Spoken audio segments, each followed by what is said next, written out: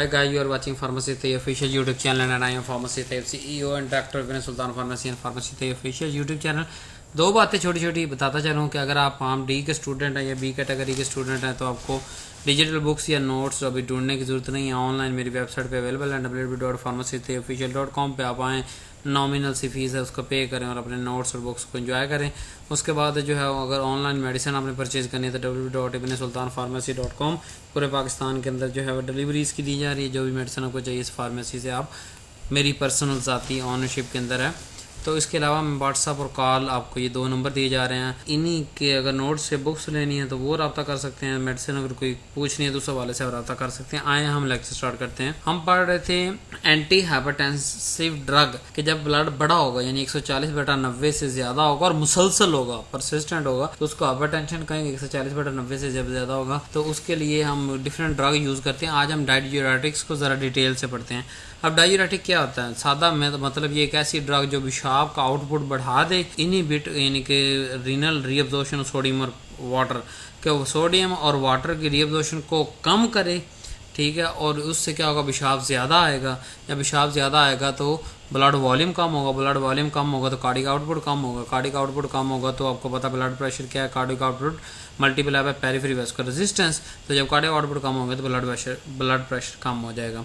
अब therapeutic use करता है इसको, हम डाययूरेटिक को यूज़ करते हैं एंटी हाइपरटेंसिव, हार्ट फेलियर के अंदर, अडीमा के अंदर। अडीमा होता है अगर पानी बहुत ज़्यादा जमा हो जाए बॉडी के अंदर, रीनल अडीमा के अंदर, हेपेटिक अडीमा के अंदर, कार्डिक अडीमा के अंदर या ग्लूकोमा के अंदर हम डाययूरेटिक इस्तेमाल करते हैं। अच्छा, इसकी मेन क्लासेस हमारे पास क्या है जी? कार्बोनिक एनहाइड्रेट इनहिबिटर है, नंबर 2 ऑस्मोटिक डाययूरेटिक है, नंबर 3 लूप डाययूरेटिक है, नंबर 4 थायराइड डाययूरेटिक है और लास्ट वन है पोटेशियम स्पेरिंग डाययूरेटिक। आए इनको डिटेल से देखते हैं। Number 1 carbonic anhydride inhibitor, example हमारे पास है एसीटाजोलामाइड। मैकेनिज्म क्या है कि ये इनहिबिट करता है कार्बोनिक एनहाइड्रेज को। ये कार्बोनिक एनहाइड्रेज जो एंजाइम है उसको इनहिबिट करता है प्रोक्सिमल ट्यूब्यूल ऑफ किडनी के अंदर या proximal tubule of nephron kidney के अंदर। तो इससे क्या होता है कि जो हाइड्रोजन आयन है उसकी सिक्रीशन कम हो जाती है। तो जब हाइड्रोजन आयन की सिक्रीशन बाहर यूरिन के अंदर कम हो जाती है तो क्या होता है कि जो सोडियम और बाइकार्बोनेट आयन है उसकी रीअब्जॉर्प्शन कम हो जाती है।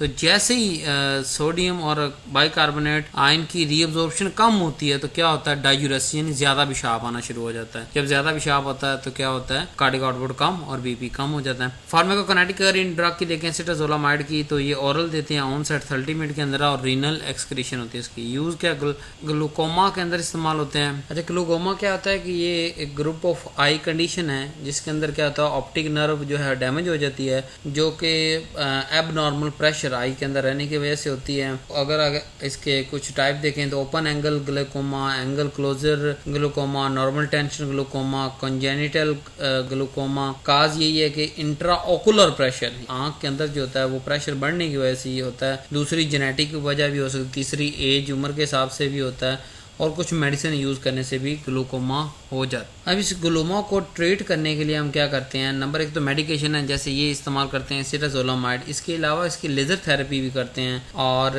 जो है वो सर्जरी करते हैं ताकि इंट्रा ऑकुलर प्रेशर जो है वो कम हो सके और उसके अलावा फर्दर आइस डैमेज से हम बच सकते हैं। एक्यूट माउंटेन सिकनेस को ट्रीट करने के लिए एसीटाजोलामाइड इस्तेमाल होते हैं। मेटाबॉलिक अल्कलोसिस के लिए अंदर जो है वो एसीटाजोलामाइड इस्तेमाल होते हैं। एपिलेप्सी के अंदर भी एज ए एडजंक्ट कि जहाँ दूसरी मेडिसिन देनी है साथ में हम एसीटाजोलामाइड भी देते हैं ताकि यूरिन वगैरह ज़्यादा और एपिलेप्सी की कंडीशन जो है वो बार बार जो है अटैक ना हो सकें। साइड इफ़ेक्ट क्या है कि इसका मेटाबॉलिक एसिडोसिस हो जाता है, हाइपोकलीमिया हो जाता है यानी पोटाशियम की कमी हो जाती है, रीनल स्टोन। अब जब पानी बहुत ज़्यादा निकलना शुरू हो जाएगा तो अंदर जो है रीनल के अंदर क्या होगा कि जो छोटे छोटे ज़र्रात वो इकट्ठे होकर स्टोन बन जाएंगे तो रीनल स्टोन हो जाएगा। जहाँ पे कंसंट्रेशन होगी ना, यानी पानी तो पेशाब में निकल गया, सारी चीज़ें पेशाब में निकल गई, ये डाययूरेसिस है यानी ज़्यादा पेशाब आ रहा है। तो जो गाहर हम कहते हैं ना पंजाबी के अंदर या इंग्लिश के अंदर कंसनट्रेटेड सोल्यूशन जब अंदर किडनी के अंदर रह जाएगा उसके पेरिफेरी वेस्कुलर ट्यूब्यूल्स के अंदर या जो है वो उसके किसी पार्ट के अंदर किडनी के, तो वहाँ क्या होगा, रीनल स्टोन बनने शुरू हो जाएंगे। नेक्स्ट चलते हैं, ऑस्मेटिक डाययूरेटिक क्या होता है, मैनिटोल इसकी एग्जांपल है। ये क्या करता है, इनर्ट सब्सटेंस है, ठीक है। क्या करता है कि अंदर जैसे ही जाता है तो ऑस्मोटिक प्रेशर जो होता है ना नेफ्रॉन का, किडनी के अंदर जो नेफ्रॉन है फंक्शनल ग्रुप, किडनी के अंदर जो फंक्शनल पार्ट है नेफ्रॉन, उसका ऑस्मोटिक प्रेशर बढ़ा देता है। तो जैसे ही उसका ऑस्मोटिक प्रेशर बढ़ाता है तो क्या होता है, वाटर रिटेंशन जो है वो ट्यूब्यूल के अंदर होती है, और जैसे ट्यूब्यूल के अंदर वाटर रिटेंशन स्टार्ट होती है तो क्या होता है, पेशाब ज्यादा आना शुरू हो जाता है, आगे रीअब्जॉर्ब होकर वापस नहीं आता पानी। ये आईवी ओनली अवेलेबल होता है हमारे पास, और जो है इमरजेंसी केसेस के अंदर हम इस्तेमाल करते हैं। और ये इनर्ट सब्सटेंस है, जैसे हमने मैनिटोल दिया इसी तरह ये अनचेंज ही किडनी से मैनिटोल निकल जाता है, एक्सक्रीट हो जाता है। ये सेरिब्रल एडिमा कि ये सेरिब्रल के अंदर अगर वाटर रिटेंशन बहुत ज़्यादा हो जाए, चोट वगैरह लगने की वजह से, तब भी हम आईवी में इस्तेमाल करते हैं। एक्यूट ग्लोकोमा के इंट्राओकुलर प्रेशर बढ़ जाए और उसको जो है वहाँ आई के अंदर और इंट्राओकुलर प्रेशर बढ़ने की वजह से वाटर कंटेंट ज़्यादा होता है ना, वहाँ पे फ्लूइड ज़्यादा होता है, तो हम मैनिटोल इस्तेमाल करते हैं ताकि वहाँ वाटर कंटेंट जो है वो कम हो सके। ड्रग पॉइजनिंग अगर कोई ना कोई होगी तो हम मैनिटोल यूज़ करते हैं ताकि उसकी पॉइजनिंग यानी ज़्यादा पेशाब आए और ड्रग निकल जाए। फिर जो है वो maintain the urine flow in renal failure, अगर रीनल फेलियर हो जाता है तो उसके दौरान नॉर्मल रूटीन का यूरिन लाने के लिए हमें मैनिटोल इस्तेमाल करना पड़ता है। साइड इफेक्ट क्या है कि ये पल्मोनरी एडिमा करवाता है। देखें एक तरफ एडिमा की सेरिब्रल एडिमा के अंदर इस्तेमाल हो रहा है एज ए मेडिसिन, जबकि ये खुद पल्मोनरी एडिमा करवाता है और डिहाइड्रेशन करवाता है, यानी जब पानी बहुत ज़्यादा निकल जाएगा तो बॉडी के अंदर डिहाइड्रेशन हो जाएगी, कमी हो जाएगी।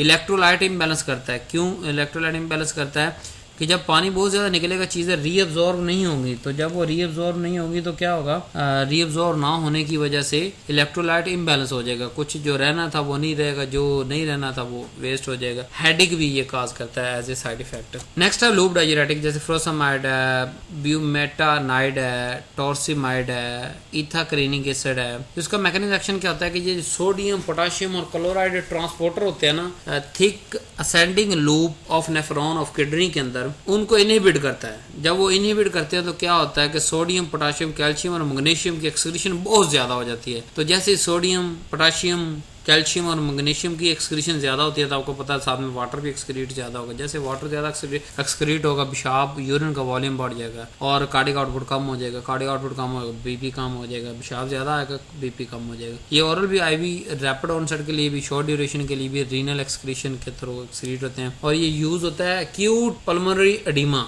यानी अगर पल्मोनरी लंग्स के अंदर पानी जमा हो गया तो वहाँ हम ये फ्रोसामाइड वगैरह देते हैं ताकि एक्यूट पल्मोनरी एडिमा को हम कवर कर सकें। या क्रोनिक हार्ट फेलियर के अंदर भी करते हैं। और हाइपरटेंशन जो रेजिस्टेंट उसको भी हम जो है वो यानी किसी मेडिसिन से ठीक ही ना हो रही हो तो फिर हम लूप डाययूरेटिक का सहारा लेते हैं। हाइपरकैल्सीमिया के अंदर ये एज ए ट्रीटमेंट यूज होता है क्योंकि इसने कैल्शियम की एक्सक्रीशन करा देनी होती है।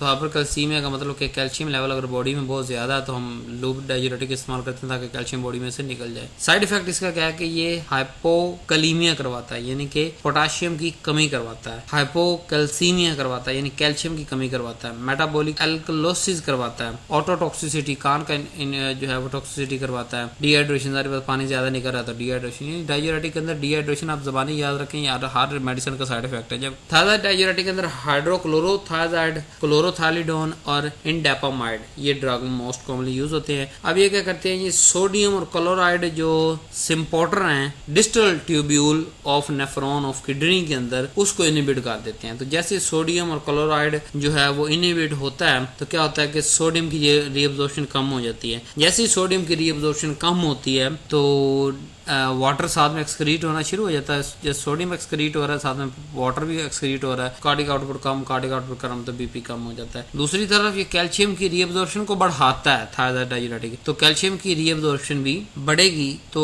डाययूरेसिस काज करेगी। फार्माकोकाइनेटिक के अंदर क्या होता है कि ओरल यूज होता है, लॉन्ग ड्यूरेशन के लिए भी इस्तेमाल होता है और रीनल ट्यूब्यूल्स के अंदर एक्सक्रीट होती है ये ड्रग। अच्छा, तो थायराइड डाययूरेटिक का यूज़ क्या होता है कि ये हाइपरटेंशन के अंदर फर्स्ट लाइन के तौर पे यूज़ होती है। क्रोनिक हार्ट फेलियर के अंदर अगर माइल्ड लेवल पे हो तो ये इस्तेमाल होती है। इसके अलावा नेफ्रोलिथिएसिस के अंदर जो है वो ये यूज़ होती है, यानी कैल्शियम स्टोन जब बन रहा होता है तो तब एज ए मेडिसिन यूज़ होती है।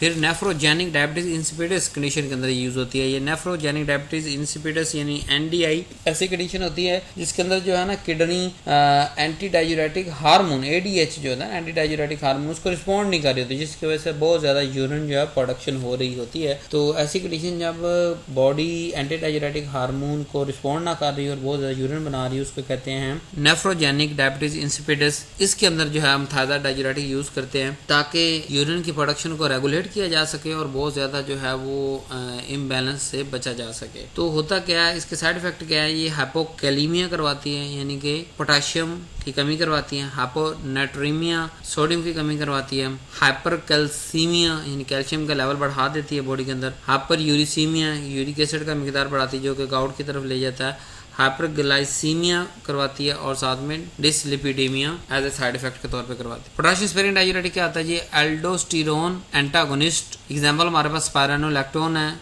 एप्लीरिनोन। अब इसका मैकेनिज्म एक्शन क्या होता है कि ये एल्डोस्टेरोन रिसेप्टर जो होते हैं ना कनेक्टिंग डक्ट के अंदर ऑफ नेफ्रॉन ऑफ किडनी उसको ब्लॉक करते हैं। जब एल्डोस्टेरोन रिसेप्टर ब्लॉक हो जाते हैं तो क्या होता है, सोडियम की रीअब्जॉर्प्शन कम होती है। जब सोडियम की रीअब्जॉर्प्शन कम होती है तो सोडियम क्या एक्सक्रीट होना शुरू होता है। जब सोडियम एक्सक्रीट होना शुरू होता है साथ में वाटर एक्सक्रीट होना शुरू होता है, जिसकी वजह से जो है ब्लड वॉल्यूम कम होता है, कार्डिक आउटपुट कम और बीपी कम। इसके साथ साथ जो होता है पोटेशियम की एक्सक्रीशन जो है वो कम हो जाती है, पोटेशियम जमा होना शुरू हो जाता है बॉडी के अंदर। और किनेटिक ऑरली अवेलेबल है, मेटाबोलाइज लीवर के अंदर होता है और यूज होता है कार्डिक हार्ट फेलियर के अंदर जहां मोर्टेलिटी रेट को कम करता है ये इसके यूज की वजह से हम। और हाइपर एल्डोस्टेरोनिज्म के अंदर हम इसको यूज करते हैं क्योंकि ये एल्डोस्टेरोन एंटागोनिस्ट है, ठीक है। तो रेजिस्टेंस जो हाइपरटेंशन रेजिस्टेंस हो जाए उसके अंदर और एडिमा के अंदर भी ये यूज होता है। एडिमा जहाँ भी वाटर की एक्सक्रीशन बहुत ज्यादा हो रही है वो ड्रग एडिमा के लिए यूज होती है। अब साइड इफेक्ट क्या है जी कि हाइपर कैलीमिया करवाएगी यानी पोटेशियम की जो है वो बॉडी के अंदर मिकदार बढ़ जाएगी। गायनेकोमेस्टिया स्पाइरानोलैक्टोन गायनेकोमेस्टिया करवाता है यानी गायनेकोमेस्टिया होता है कि मेल के अंदर इन लार्ज ब्रेस्ट और जो मेंस्ट्रुअल प्रोसेस होता है फीमेल के अंदर उसको भी इरेगुलर कर देता है। तो अगर मेल या फीमेल के अंदर गायनेकोमेस्टिया मेल और मेंस्ट्रुअल इरेगुलरिटीज फीमेल के अंदर हो रही हैं तो पोटेशियम स्पेरिंग डाययूरेटिक आपको नहीं यूज करनी चाहिए, इसका अल्टरनेटिव को यूज करें। दूसरे हमारे पास मिसाल आगे पोटेशियम स्पेरिंग डाययूरेटिक की है जी इनेक ब्लॉकर। इसमें हमारे पास है एमिलोराइड ट्राईएम्पटीरिन। ये क्या कहता है कि सोडियम एंट्री जो हो रही होती है इनेक चैनल के थ्रू कर्मुलेटेड ट्यूब्यूल्स के उसको ब्लॉक करती है। जब सोडियम वापस रीअब्जॉर्ब नहीं हो रहा तो क्या होता है कि सोडियम एक्सक्रीट होगा। जब सोडियम एक्सक्रीट होगा तो वाटर ज़्यादा जो है वो रिलीज होगा, यूरिन ज़्यादा आएगा और पोटेशियम की सिक्रीशन जो है वो कम हो जाएगी। तो इस तरह जब सोडियम रीअब्जॉर्ब नहीं होगा तो वाटर भी रीअब्जॉर्ब नहीं होगा, सोडियम एक्सक्रीट हो जाएगा, वाटर भी एक्सक्रीट हो जाएगा, यूरिन का वॉल्यूम जो है वो बढ़ जाएगा और यूरिन जो है वो ज़्यादा आएगा, डाययूरेसिस होगी और बीपी ब्लड प्रेशर कम हो जाएगा। ये ओरली अवेलेबल है और रीनल एक्सक्रीशन के थ्रू एक्सक्रीट होता है। इसके यूज़ की बात करें तो hypertension with thyroid to prevent the potassium loss, कि अगर पोटेशियम लॉस से बचना है तो हम थायराइड डाययूरेटिक के साथ इसको यूज़ करते हैं ताकि पोटेशियम के लॉस को बचा जा सके। लिड्रल सिंड्रोम के अंदर भी यूज़ होता है। इसका साइड इफेक्ट क्या है, ये हाइपर कैलीमिया करवाता है, नोजिया, वोमिटिंग वगैरह, लेग क्रैम्प्स, टांगों के अंदर जो है वो क्रैम्प्स उसको ये इसका साइड इफेक्ट है। अब हमने देखा अभी तक क्या है कि लूप डाययूरेटिक हमारे पास सबसे ज़्यादा मोस्ट पोटेंट हैं। एमरजेंसी एडीमा के अंदर हम लूप डाययूरेटिक यूज़ करते हैं। थायराइड डाययूरेटिक ये हमारे पास फर्स्ट लाइन है और लॉन्ग टर्म के लिए यूज़ होते हैं। पोटेशियम स्पेरिंग डाययूरेटिक जो हैं वो यूज्ड विद अदर किसी दूसरे के साथ इस्तेमाल करते हैं ताकि हाइपोकैलीमिया को प्रिवेंट कर सके। हम पोटेशियम स्पेरिंग डाययूरेटिक को हम अकेले यूज़ नहीं करते हैं। कार्बोनिक एनहाइड्रेज इनहिबिटर जो हैं हमारे पास और ऑस्मोटिक डाययूरेटिक ये स्पेशल यूज़ के अंदर इस्तेमाल होता है, नॉर्मल कंडीशन के अंदर यूज़ नहीं होते। और साइड इफेक्ट मेनली क्या है कि सब के अंदर अगर कॉमन हम बात करें तो इलेक्ट्रोलाइट डिस्टर्बेंस हो रही, किसी के अंदर सोडियम ज़्यादा रह रहा है, किसी के अंदर कम हो रहा है, किसी के पोटेशियम ज़्यादा रहा है, किसी के पोटेशियम कम हो रहा है, किसी के यूरिक एसिड ज़्यादा, यूरिक एसिड कम रह रहा है और ड्रग स्पेसिफिसिटी टॉक्सिसिटीज़ हो सकती हैं। तो हमें हर ड्रग को देते हुए उसकी पेशेंट की उम्र, उसकी डिजीज़ और जैसे पोटेशियम स्पेरिंग डाययूरेटिक के साथ किसी दूसरी ड्रग को देना ताकि हम जो है वो हाइपोकैलीमिया से बच सकें। तो ये जो है वो चंद एक बातें आपने ज़हन में रखनी है। Thank you so very much for watching this video. अल्लाह हाफिज़।